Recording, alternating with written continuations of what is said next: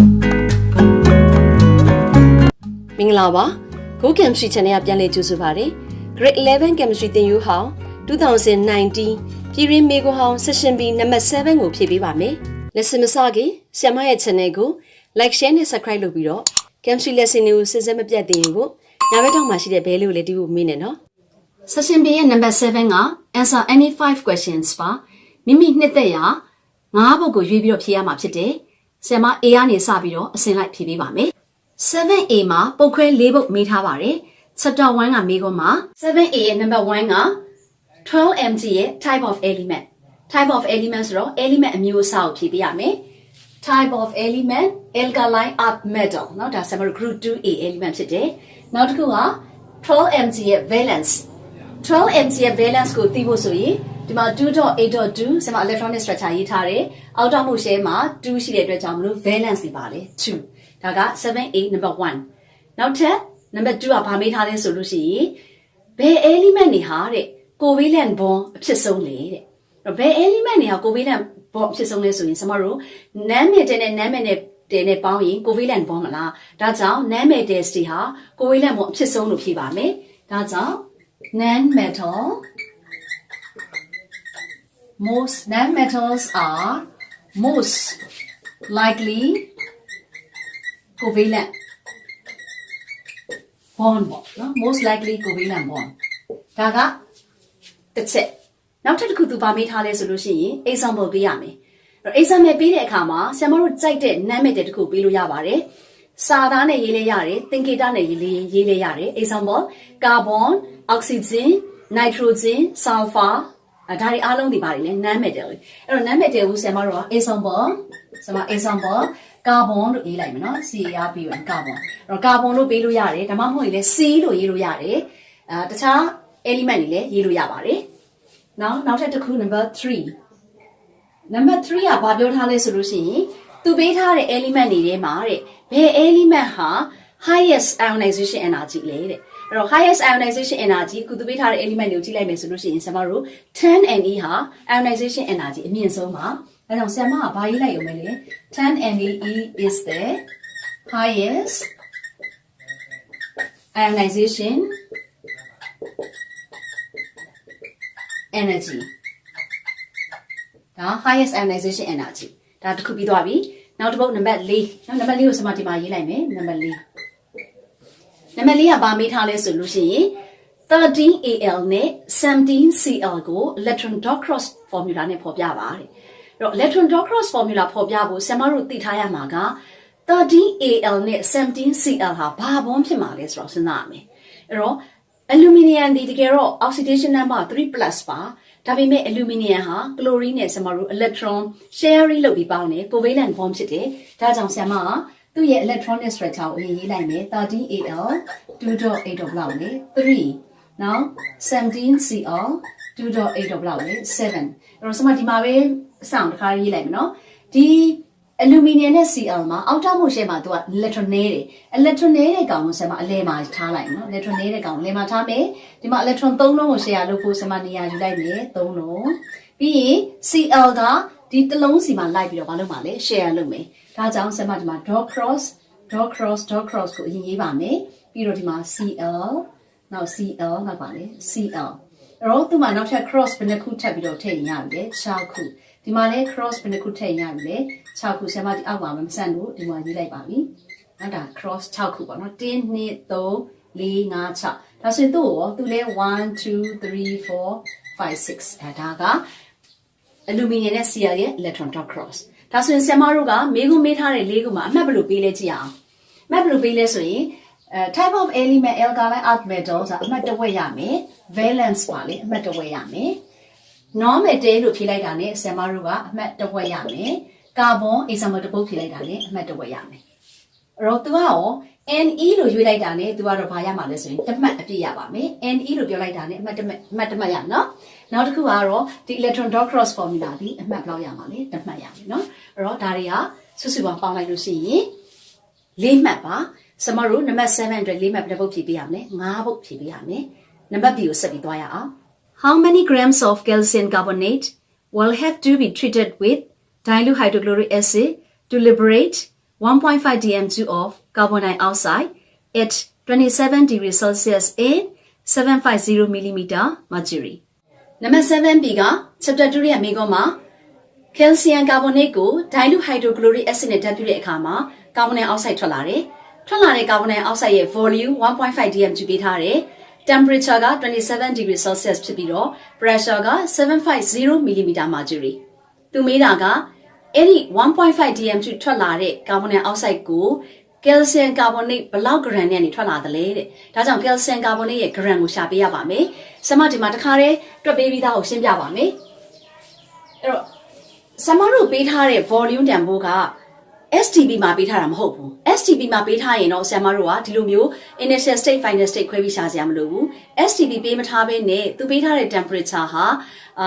27ဖြစ်မယ်950ဖြစ်မယ်ဆိုပြောချင်တာက standard temperature နဲ့ pressure မဟုတ်ဘူးဆိုရင်တော့အဲ့ဒီပေးထားတဲ့ temperature နဲ့ pressure ကို standard state ရောက်အောင်ပြောင်းပေးရပါမယ်ဒါကြောင့်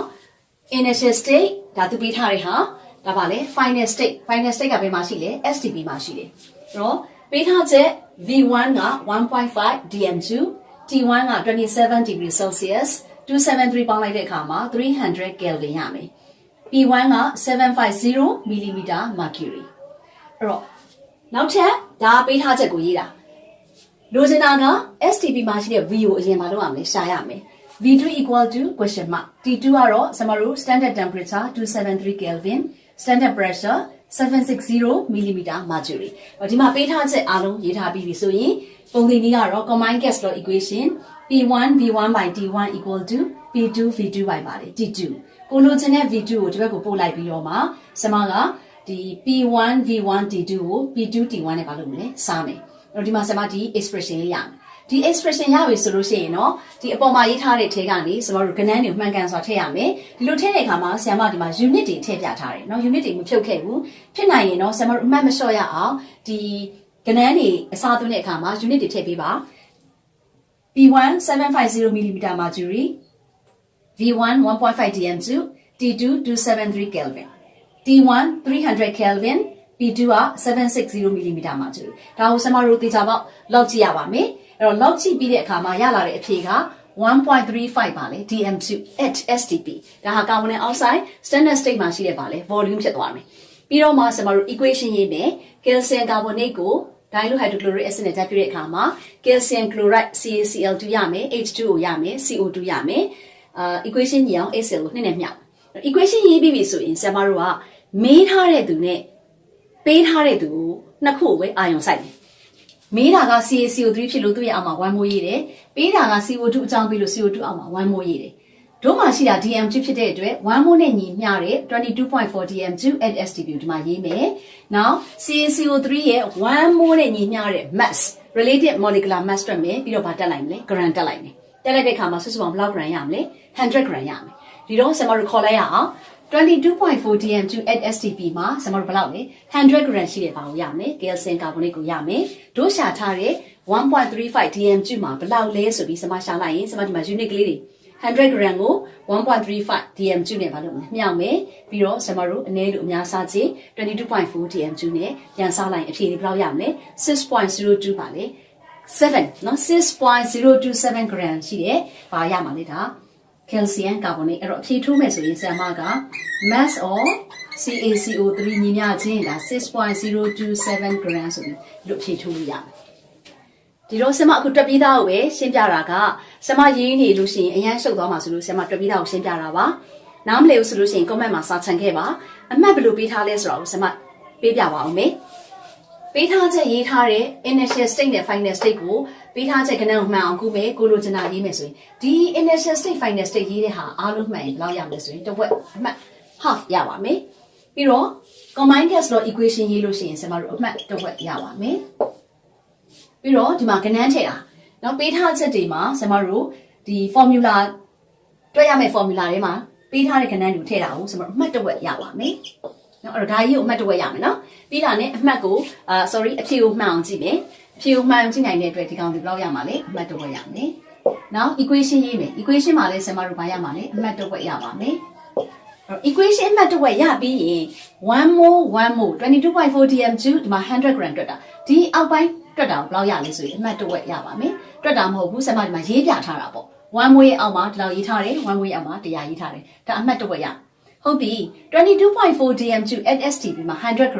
1.35 dmg မှာဘယ်လောက်လဲလို့ခေါ်တဲ့ဒီစာကြောင်းလေးနှစ်ကြောင်းကလေးပဲဆရာမတို့အမှတ်တစ်ဝက်ရပါမယ်ဒါဆိုရင်တော့ဆရာမတို့တွေနောက်ထပ်အဖြေမှန်ဖို့ 6.027 gram အတွက်ဘယ်လောက်ရမှာလဲအမှတ်တစ်ဝက်ရမယ်ပေါင်းလိုက်ရင်ဆရာမတို့ဘယ်လောက်ရမလဲ half တစ်မှတ် half တစ်မှတ်နှစ်မှတ်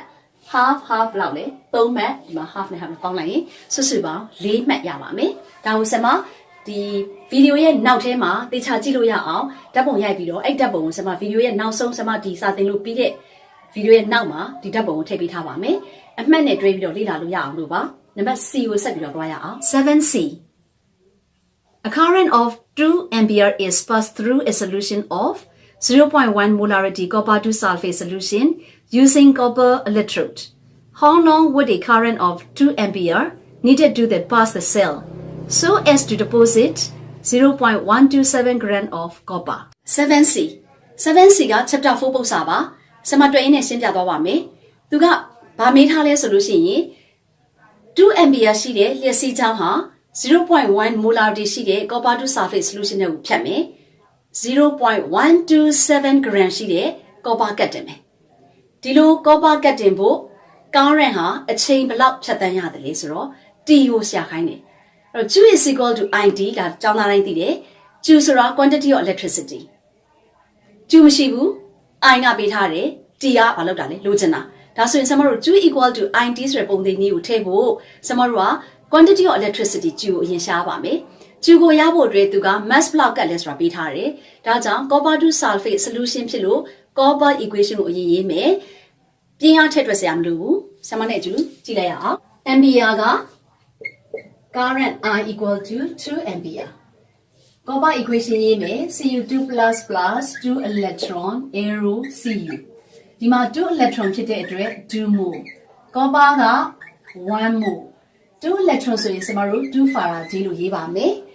copper 1 mole နဲ့ညီမျှတာကသူပေးထားတယ် 63.5 ပါလေ gram ဒါတွေကိုရေးပြအောင်ရေးရမယ်နော်2 farad ဆိုတော့2 into 965ဘာလောက်လဲ00ပါလေခုလောင်အဲ့တော့2 into 965 00ခုလောင်ကိုဆမတို့မြောက်လိုက်လို့ရှင်ဘယ်လောက်ရမှာလဲ19303လုံးခုလောင်เนาะဆရာမကတော့တစ်ခါလေးပဲအမြဲတမ်းမြောက်ထားတယ်အဲ့တော့ဒီကောင်ကလည်းဗာနဲ့ပဲညီမလဲ63.5 gram နဲ့ဒါအတူတူပဲဆရာမဘာမှမလုပ်ရသေးဘူး equation အောက်မှာ1 mole နဲ့ညီမျှတဲ့ဒါလည်း2 mole နဲ့ညီမျှတဲ့တန်ဖိုးတွေရေးတော့မှရှိသေးတယ်မိခွန်းထဲမှာမေးထားတာကပေးထားတာကကတ်တင်တဲ့ copper ရဲ့ mass ကိုပေးထားတာဖြစ်တဲ့အတွက်ဒီမှာဆရာမကဒီ mass ကိုစခေါ်မယ်63.5 gram copper ကတ်ဖို့လျှက်စစ်19303လုံးကူလောင်အသုံးပြုရမယ်သူကတ်ထားတယ်0.127 gram ဆိုရင်ဘယ်လောက်လဲဒီလိုရှာမယ်နော်အဲ့တော့ရေးပြီး63.5 gram ရှိတဲ့ copper ကတ်ဖို့19303လုံးကူလောင်ဒီကနေ့ CTRI CIT က electricity ကတ်တယ်0.127 gram ရှိတဲ့ copper ကတ်ဖို့ကူလောင်နော်လျှက်စစ်ဘယ်လောက်သုံးရမလဲကျွန်မရေးမယ်19300ကူလောင်ကိုဆမမနဲ့မြောက်မယ်0.127 gram ဆမဒီမှာ unit တွေမဖြုတ်ဘူးနော်63 point လောက်လေ5 gram ဒါကိုဆမတို့ logic ပြီးရှင်းပါမယ်ဆမဒီဘက်မှာဆက်တော့မယ်နော်ဒါကိုဆမတို့ logic ပြီးရှင်းလိုက်တဲ့အခါမှာအဖြေကကူလောင်ရပြီဆိုရင်တော့ဆမတို့ 2 equal to ပါလေ IT ပုံသင်ရေးပါလိုချင်တာက D ဖြစ်တဲ့အတွက်2 by ပါလေ I ဖြစ်မယ်တော့2က I က2 ampere စားလိုက်တဲ့အခါမှာအဖြေကဘယ်လောက်ရမလဲဆိုရင်193 T ကိုမေးတာဖြစ်တဲ့အတွက်ပါလေစက္ကန့်ဒါအဖြေရပြီနော်193စက္ကန့်ရနော်ဒါအဖြေရပြီဆိုရင်ထုံးစံတိုင်းဆရာမကဒီပု္ပ္ပစာတွေမှာဆရာမတို့အမှတ်ဘယ်လိုရတယ်လဲဆိုတာကိုဆရာမရေးပြပါမယ်ပထမဦးဆုံးဆရာမတို့ဒီ copper ကိုစပြီးတော့မှ equation စရေးလို့ရှိရင်အမှတ်တစ်ဝက်ရပါမယ်2 mole 1 mole 2 faraday 63.5 gram စသဖြင့်ဒီလိုရေးတဲ့နှစ်ကြောင်းဒီအမှတ်တစ်ဝက်ရပါမယ်အဲ့ဒါတွေအားလုံးပြီးပြီဆိုလို့ရှိရင်ဒီမှာ63.5 gram ရှိတဲ့ copper ဟာဒီလောက် electricity ရတယ် 0.127 မှာဘယ်လောက်လဲလို့ခေါ်လိုက်တဲ့တန်ဖိုးဒီကောင်ဒီဘယ်လောက်ရမှာလဲအမှတ်တစ်ဝက်ရပါမယ်ပြီးရင်ဆိုတော့ဖြည့်ထွက်မယ် ဖြေထွက်တဲ့အခါမှာလည်းဘယ်လောက်ရမှာလဲအမှတ်တစ်ဝက်ရပါမယ်ဒီမှာတော့ဆရာမခေါ်ရတယ်မဟုတ်ဘဲနဲ့ဒီလိုမျိုးကိန်းကနန်းဖြစ်တာလေဆရာမတို့အမှတ်တစ်ဝက်ရပါလေနော်ကိန်းကနန်းထည့်တဲ့အခါမှာဒီမှာအမှတ်တစ်ဝက်ရအဲ့တော့ပုံသင်ပြရဘယ်လောက်ရမလဲတစ်ဝက်ရမယ်ကနန်းထည့်မယ်ဘယ်လောက်ရမလဲကနန်းထည့်မယ်အမှတ်တစ်ဝက်ရမယ်